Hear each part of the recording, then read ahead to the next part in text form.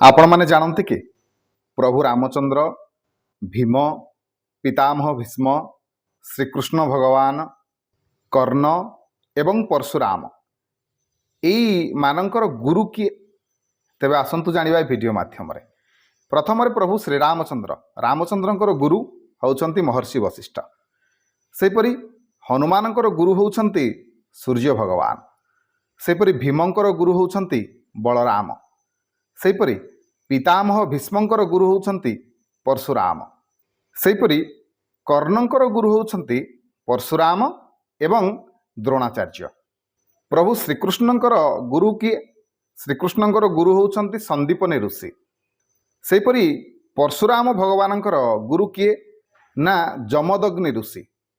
सेपरी रावणंकर गुरु किए ना पुलस्त्य ऋषि एवं शुक्राचार्य। सेपरी दुर्योधनंकर गुरु होउछंती द्रोणाचार्य। वीडियो भल लगे वीडियो को लाइक करेंगे, शेयर करेंगे, चैनल को सब्सक्राइब करने को अनुरोध रही। जय जगन्नाथ।